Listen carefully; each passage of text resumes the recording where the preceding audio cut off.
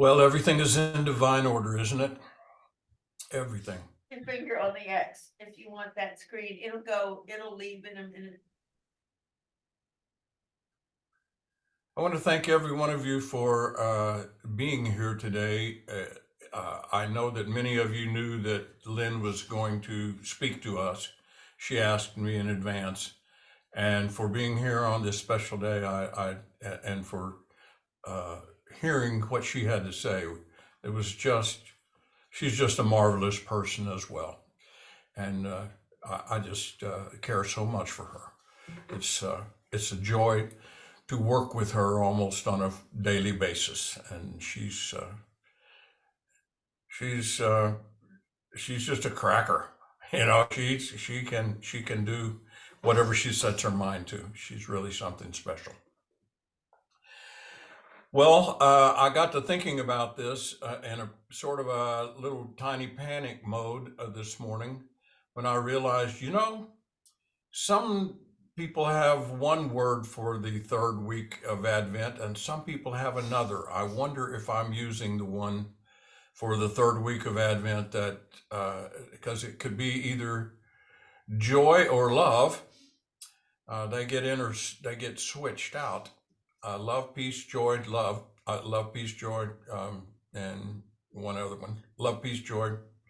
Anyway, hope. Thank you. Thank you. I can read lips, and I was reading Donna's lips. She was saying hope.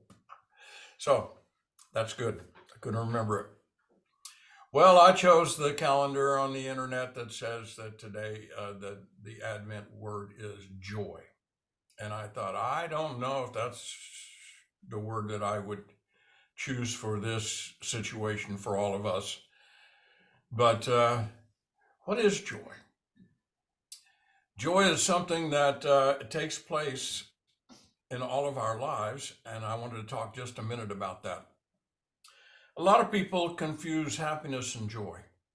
They think, well, happiness and joy are the same thing. They are synonyms. And the answer to that question is a definitive no, they are not. They are not the same at all. One is very situational. One is very much in the realm where we participate most of our lives, where we think of things being happy or sad, and that realm is entirely physical, where we see things in that way, where everything is relative. It's either one way or the other.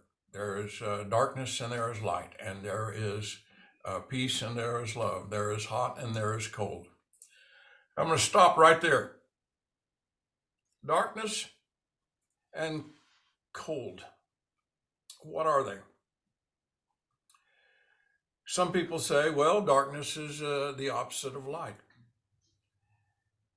In actuality, when there is light, darkness is fully dispelled.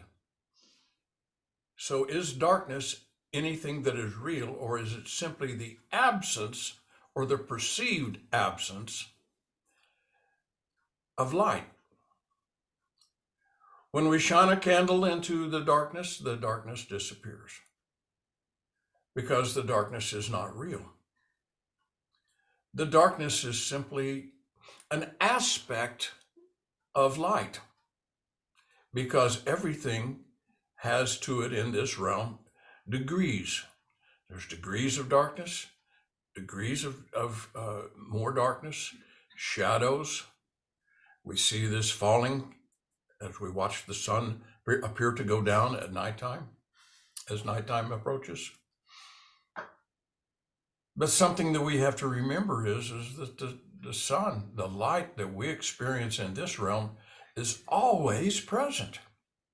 We may not see it, we may not feel it, but it's there. It's the same truth when we have cloudy days like we have here in Pennsylvania, which we have today, and you probably have down there too as well. You probably have some cloudiness.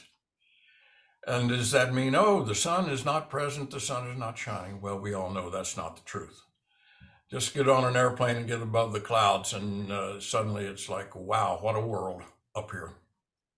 Seeing clouds from both sides now, as Joni Mitchell would say. And that's what she's speaking of. I've looked and I've seen it from both sides, and I've found out that there is nothing but the light, only the light. The same thing applies to sound. You know, the old phrase, if a tree falls in the forest and no one is there to hear it, doesn't make a sound.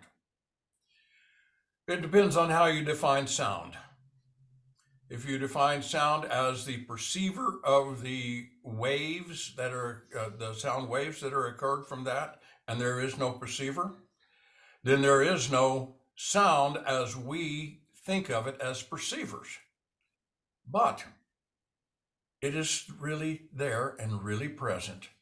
It's just not heard by a perceiver. That doesn't mean it doesn't exist. It doesn't mean it doesn't happen. It's just not perceived. I remember there was a huge debate in our physics class in high school about this very phrase. And our physics teacher was very easily distracted into little things like this. And we would ask him, what's the best shape for a car? And he would go off on some tangent thing that lasted in the entire period, and we knew, we got him. He's off on a tangent, and we don't have to listen to whatever he has to say. The same thing occurred when we talked about the tree falling in the forest, and he went on and on and on. Here's the thing about it, though. I still remember. I remember that day. I remember the day about the car, too. So it wasn't wasted on any of us, probably. Although some were doing other things as he spoke. They were boning up for a test in the next class, whatever it might be. But and that was the reason for distracting him. But I listened to him, and I still remember those days. And what he taught me was this very thing, that these occurrences occur whether there is a perceiver there or not. The same thing happens with darkness and light. Whether there is a perceiver there or not, it continues on. Happiness. Now get back into joy and happiness for a moment. Happiness is like those times when you become a perceiver of what was there all along. It was always there. It's just that you attune your mind and your consciousness to become a perceiver of that very thing that's always been there. When we suddenly shift our consciousness into this state, then it is though we threw light on a scene that appeared to be dark. It's as though we became the receivers for the sound of the world all around us that was always there. We just weren't perceivers of it. The same thing that happens not only in that sense, but it's the idea that happiness is brought about by people, places, and things in our consciousness. It's all in the outer. Happiness appears in the outer, and it appears to be the opposite of something we call sadness. Here's the odd thing about that and joy. Joy, as the phrase from Psalms tells us, darkness appears in the night, but joy cometh in the morning. So joy and light are very, very much connected in that sense. And we're not talking necessarily about the physical light and the waves of light that go through. We're talking about a spiritual light that exists within us all, if we can allow ourselves to be awakened to it once again. As I said in my prayer when I was centering this morning, it's our erroneous thought that makes us believe that we are separate. This idea of joy is a sense of no separation. It's a sense that we are all connected and that which we thought of as self is put aside and we live in a universal oneness. You know, there was a great poet. I think he was a great poet. His name was James Dillett Freeman. I don't know how many of you are aware of Jim Freeman, but when I was at Unity School and we would go to the cafe there to eat on the break in lunch, there he'd be sitting over there by himself at a table, scribbling away at something and drinking coffee or eating his meal. At any moment, you could walk up to him and say, "Jim, hi, my name is Terry Dearmore." And he spoke to you like he'd known you all his life. He was open. He was like Jeff. He was open and he listened. He open and listened. He didn't seem to be distracted or disturbed by anyone that came up to him. He wasn't irritated. He was gratefully and genuinely glad to see you. It wasn't fake. It was really nice to know that somebody who had written poems that had been taken to the moon and left there on the moon. He wrote two things that he wrote. One of them I'm going to read to you from, and the other one was our prayer for protection. It was taken by Buzz Aldrin to the moon and left there, so it's still there. He's the only poet that's ever had any of his works taken to the moon, taken off the surface of the earth. So that's really something. The other thing about him that I just want to throw in is that he never became a member of Unity Church.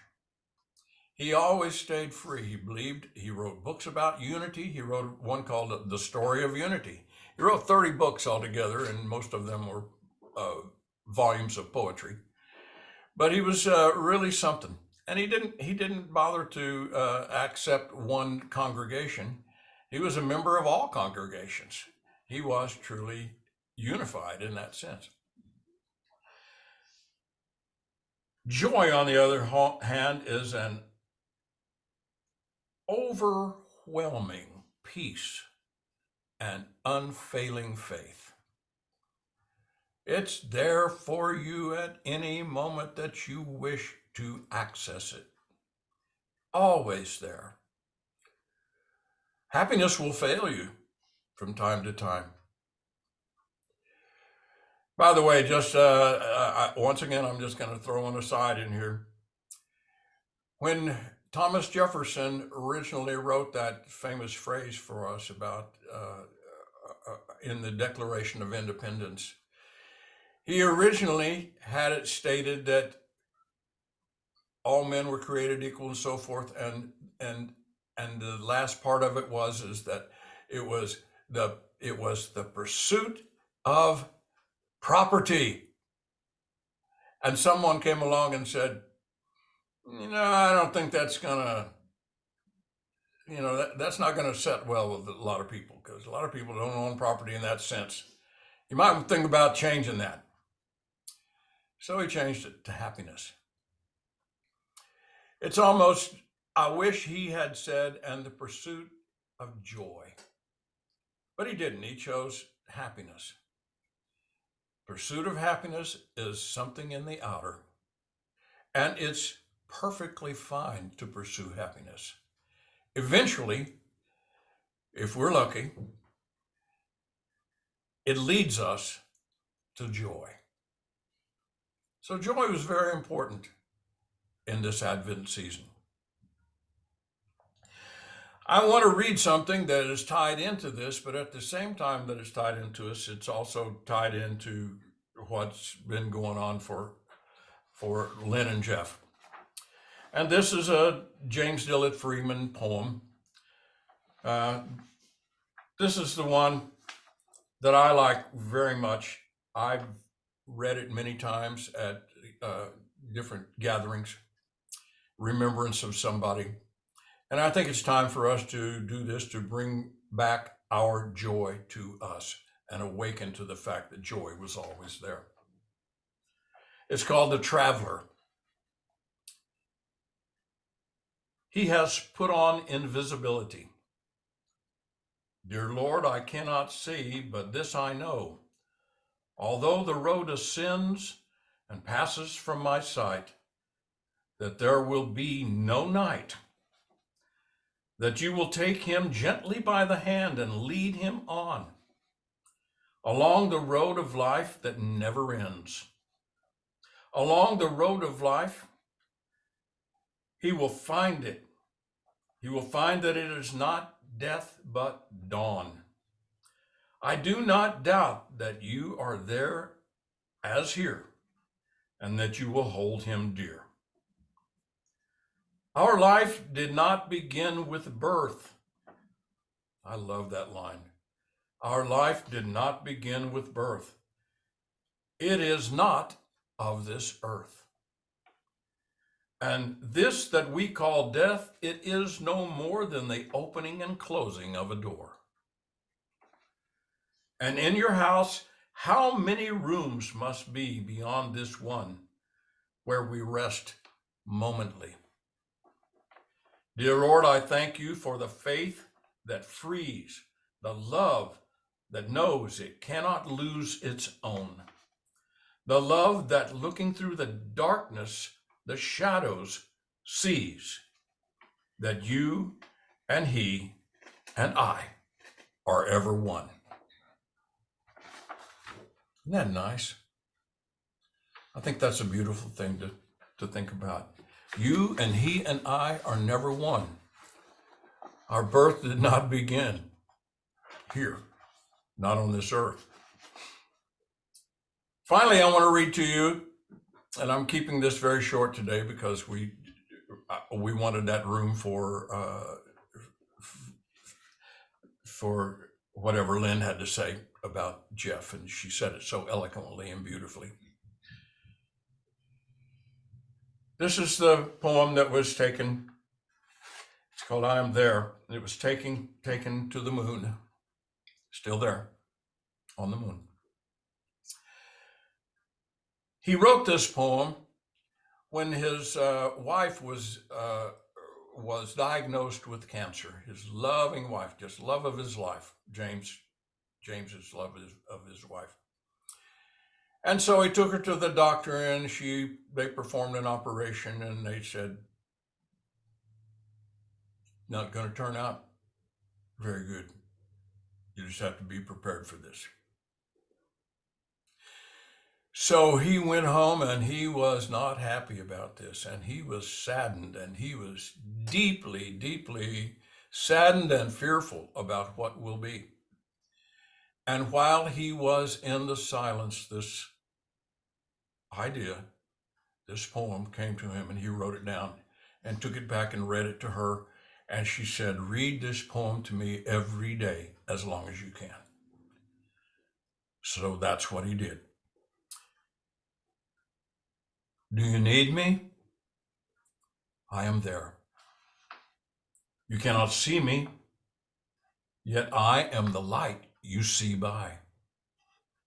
You cannot hear me, yet I speak through your voice. You cannot feel me, yet I am the power at work in your hands. I am at work, though you do not understand my ways. I am at work, though you do not recognize my works.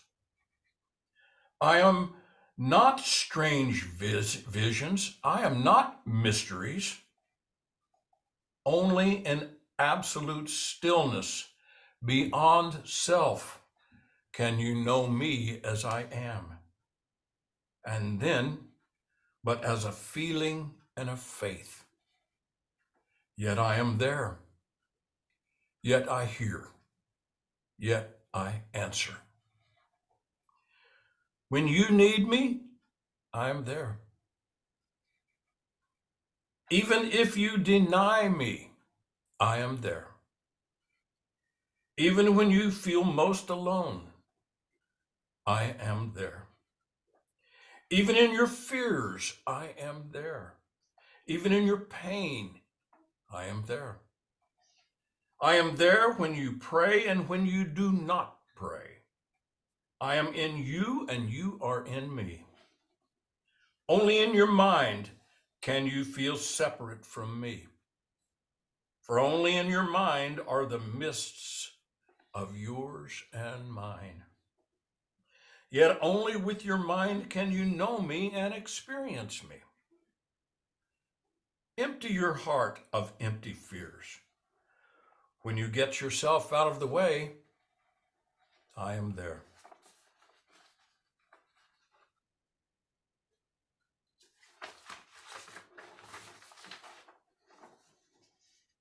You can of yourself do nothing, but I can do all. And I am in all. Though you may not see the good, good is there, for I am there. I am there because I have to be, because I am. Only in me does the world have meaning. Only out of me does the world take form.